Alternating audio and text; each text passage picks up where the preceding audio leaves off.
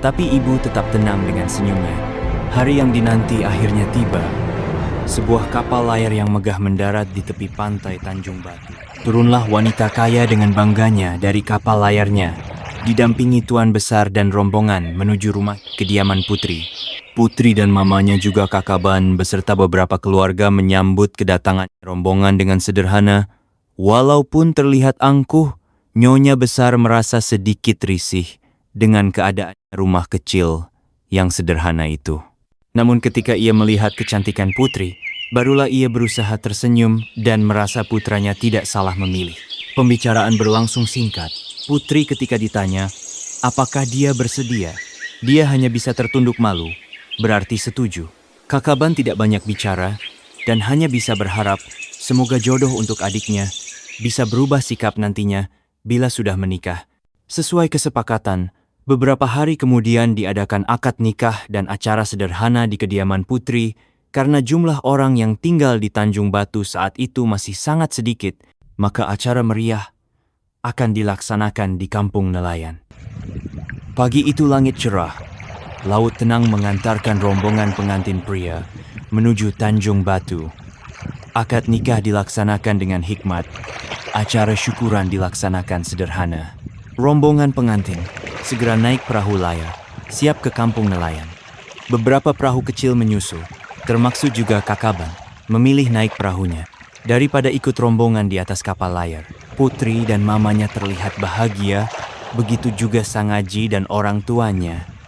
Ternyata kapal layar menuju pulau kecil Pasir Putih sebelum ke kampung nelayan karena hari masih pagi. Atas permintaan Sang Aji, maka kapten kapal memutar haluan. Tuan besar bertanya untuk apa ke pulau itu. Sang Aji meyakinkan hanya sebentar saja, singgah untuk istirahat, menikmati keindahan alamnya. Perahu-perahu kecil juga ikut menuju pulau. Semua orang turun dengan gembira, termaksud kedua pengantin baru. Mama Putri tidak ikut turun karena merasa lelah. Ia hanya ingin istirahat di kapal. Ternyata di pulau, anggota Sanga sudah mengumpulkan banyak telur juga daging penyu yang baru mereka bersihkan. Atas perintah Sanga, daging penyu sudah dikemas, siap dinaikin ke kapal, juga telur penyu, semua untuk persiapan pesta sebentar malam. Namun, ada juga anggota yang sedang membakar daging penyu untuk dimakan di kapal. Kakaban merapat perahunya dan betapa sakit hatinya menyaksikan banyak penyu-penyu yang baru mati. Tetapi, dia tidak bisa berbuat apa-apa. Di tengah kesibukan orang-orang menaikkan muatan ke kapal, Putri sempat memperhatikan beberapa orang sepertinya ia kenal. Lantas di kejauhan dia melihat suaminya Sanga berbincang-bincang sambil tertawa. Teringatlah dia, sosok orang-orang yang mengganggunya di pantai sebulan yang telah lalu. Sanga terlihat memberikan sesuatu, kemudian mereka pergi menaiki perahu kecil mereka. Dalam hati Putri merasa kecewa dan marah. Dia merasa curiga bahwa ada sandiwara yang baru terungkap. Namun semua ia pendam dalam hati. Ia tidak ingin merusak suasana hari ini. Setelah semua urusan selesai, mereka kembali naik ke kapal. Di atas kapal orang-orang berpesta, makan daging bakar dan telur penyu. Putri menolak makan karena masih belum lapar dan memendam rasa penasaran. Semangkuk lawar daging penyu yang dicincang kecil, masih hangat, dengan bumbu kecap dan sambal spesial, dibawakan oleh Nyonya besar ke kamar istirahat Mama Putri dan mengajaknya makan bersama. Aroma yang menggoda dari masakan seorang koki kapal sangat istimewa. Melihat Nyonya besar makan dengan lahapnya, Mama Putri mulai mengambil nasi dan beberapa sendok daging. Tidak ada rasa curiga sedikit pun. Ia hanya mengira-ngira bahwa ini daging sapi atau lembu. Akhirnya daging itu masuk juga ke dalam mulutnya. Terasa nikmat dan sedikit aneh. Begitu daging tertelan, tiba-tiba terdengar suara petir menyambar diiringi suara guntur yang menggelegar di siang hari yang cerah. Kagetlah semua orang. Barulah Mama Putri bertanya dengan Nyonya besar, "Daging apa ini?" Dengan sedikit rasa kaget, Nyonya menjawab, "Itu daging penyu masakan spesial." Seketika itu, tumpahlah semua isi piring Mama Putri, dan ia segera keluar untuk bisa memuntahkan isi perutnya. Namun semua sudah terlambat. Tiba-tiba cuaca berubah dengan cepat, awan hitam mulai menggumpal, hembusan angin semakin terasa dingin dan kencang.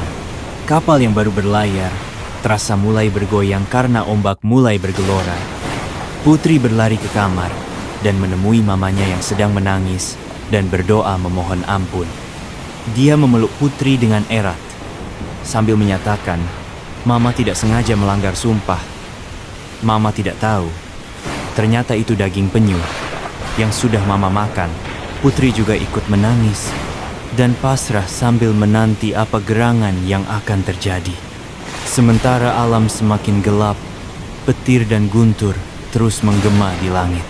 Seketika ombak mulai mengganas dengan badai angin semakin kencang. Kapal dan perahu-perahu kecil terombang-ambing di lautan, terpisah satu dengan yang lainnya, akhirnya hilang di kejauhan dan tenggelam.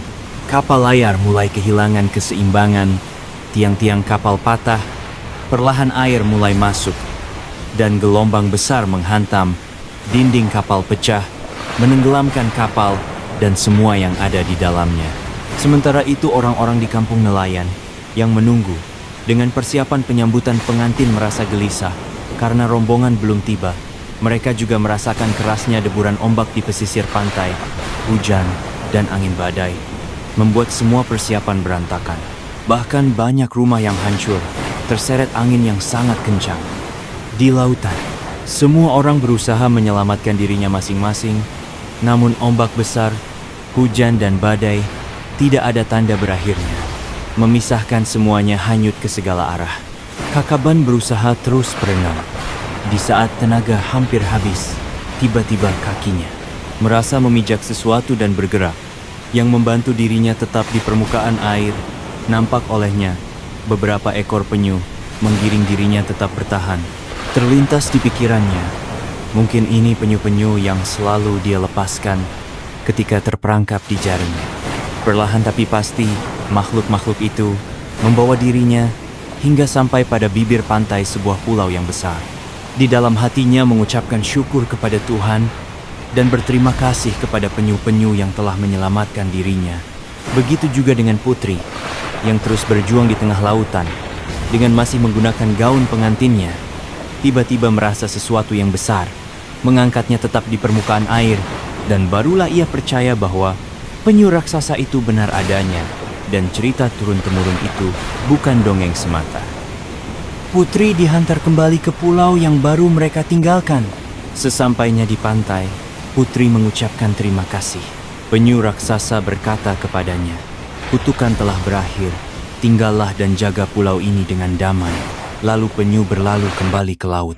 Setelah badai berlalu, hujan telah reda dan lautan kembali tenang.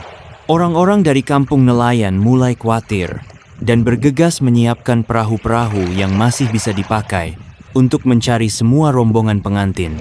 Karena dari bibir pantai, mereka menyaksikan tidak ada tanda-tanda kapal yang terlihat sejauh mata memandang.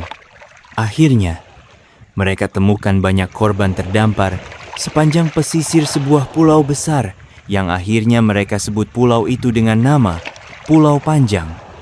Di pulau lain, mereka menemukan Sanga, lakinya Putri, yang baru menikah, namun hanya tinggal jasadnya saja. Untuk peristiwa itu, kemudian pulau itu mereka namakan Sanga Laki. Di pulau yang lain, mereka menemukan satu-satunya jasad, yaitu Mama Putri atau mamanya Kakaban. Kemudian mereka menamakan Pulau Semama. Di pulau yang lain, mereka menemukan dua jasad, yaitu Yonya dan Tuan Besar, mertua Putri, yang kemudian mereka menamakan pulau itu dengan nama Pulau Maratua. Di pulau lain, mereka menemukan Kakaban yang selamat, namun ia menolak meninggalkan pulau itu karena ingin tinggal dan membangun kehidupan di pulau tersebut, dan kemudian memberi nama pulau itu sama dengan namanya, yaitu Kakaban. Putri juga sudah ditemukan selamat. Dikabarkan kepadanya bahwa lakinya Putri, yaitu Sanga, dan semua orang-orang sudah meninggal. Hanya Kakaban yang selamat, dan dia memilih tinggal di pulau tersebut. Putri yang dalam keadaan sedih dan berduka juga memilih untuk tetap tinggal di pulau itu karena Putri sebagai janda yang masih perawan akhirnya Pulau itu mereka sebut sebagai Pulau Derawan. Perlahan-lahan, Pulau Derawan mulai dihuni orang-orang yang datang dan membangun peradaban. Walaupun banyak yang ingin melamar putri, ia lebih memilih untuk hidup sendiri dan disibukkan dengan kecintaannya kepada pelestarian penyu yang ada di pulau itu hingga akhir hayatnya.